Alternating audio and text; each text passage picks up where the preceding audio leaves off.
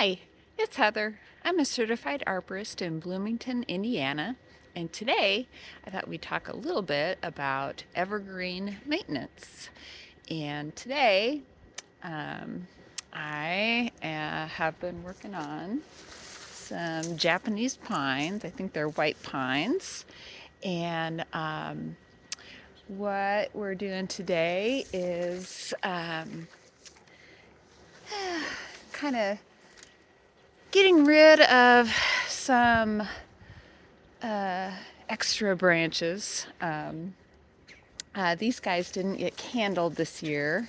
Um, we were waiting until the neighbor's landscape project finished up, and I just wanted to make sure they survived. There was fence moving and roots cutting and all manner of things. But anyway, these guys have pulled through really just fine. Even with the drought and uh, you know, the extra injury from the neighbor's project. Um, but so, um, so one thing that's super important, especially for pine trees, is doing a regular pruning. Um, so um, a lot of evergreens, we like to use them for privacy, um, but when we don't train the branches to allow for light and air, um, we can start getting uh, branches that are dying off at the bottom of a tree.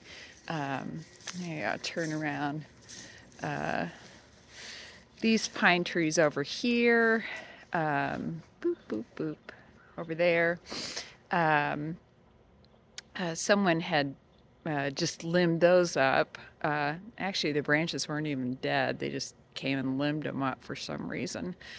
Um, that is something. It's nice if we can avoid in pine trees because when we raise the crown like that, when we just prune the bottom branches up, whether they're alive or they've died off for lack of sun.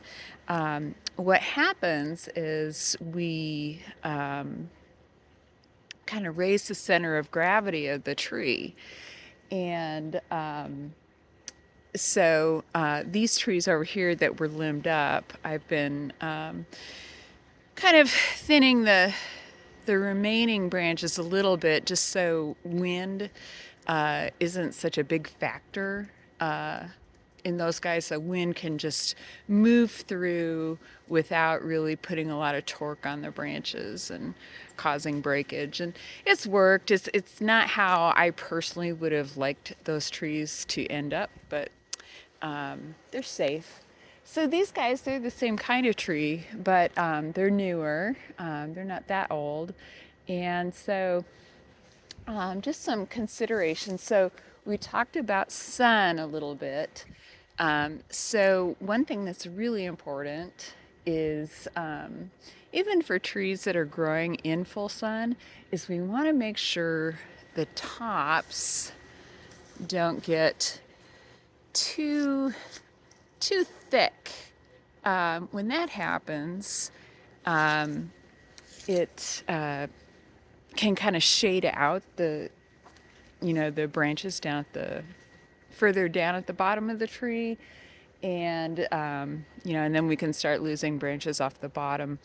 And also, when one side of the tree gets more sun than the other, branches will start to grow that way towards the sun, and then so you can end up with one side of the tree looking nice and full and the other side looking kind of sparse.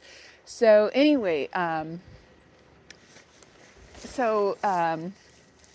of I take care. I studied kind of the Japanese kind of cycle of pine tree pruning, and so that's just kind of the cycle is just a little bit more often.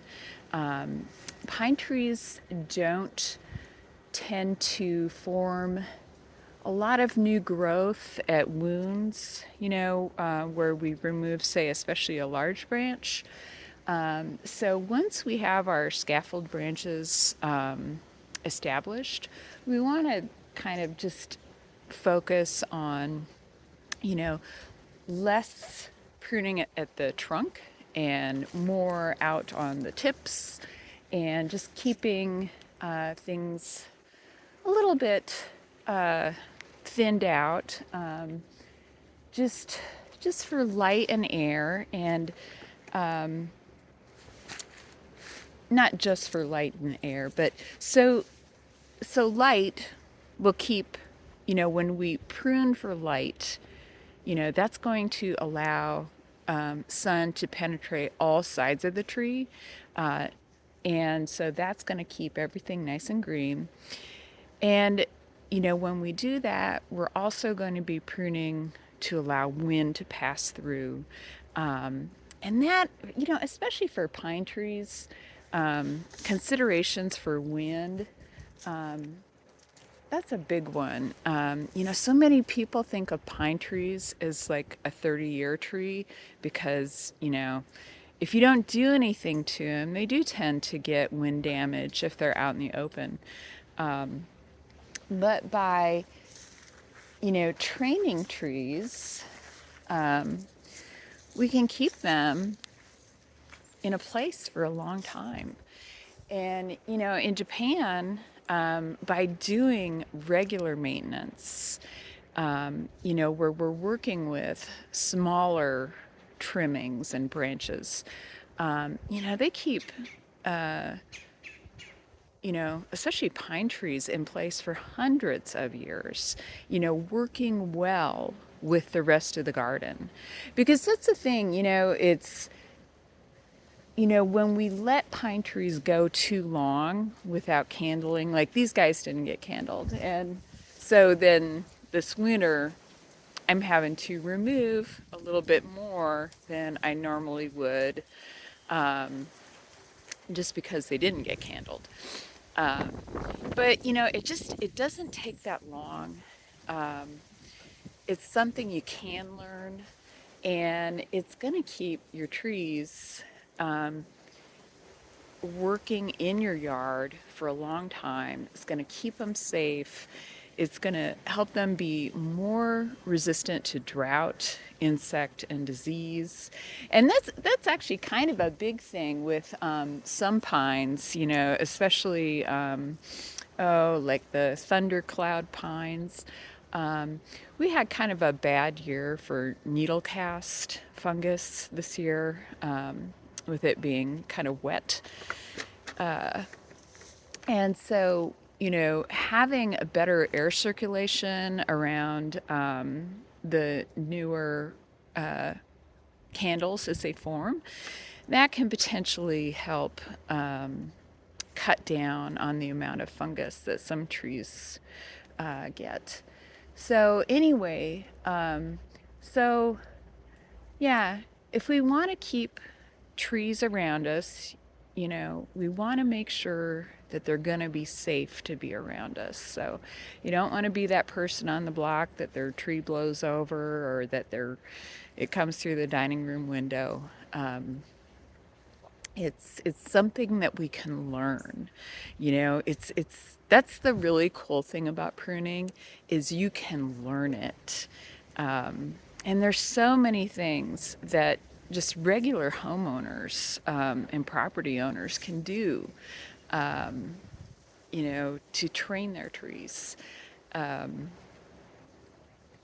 I forget where I was going next with that, but you know, in order to preserve trees, we want to make sure that they have a good start, um, to get established, and then it'll be less work later on.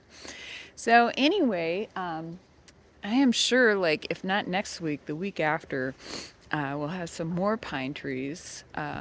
This is just kind of a heads up, and we'll talk a little bit more about the kinds of branches that are good to remove, and why. next time. So anyway, it's cold. I want to go home. So anyway, I hope you're having a great day. Um, it's the best time of the year because it's time to prune pine trees. So anyway, have a great day. Thanks for watching. Like and subscribe. You're gonna learn some stuff. And we'll talk later. Bye.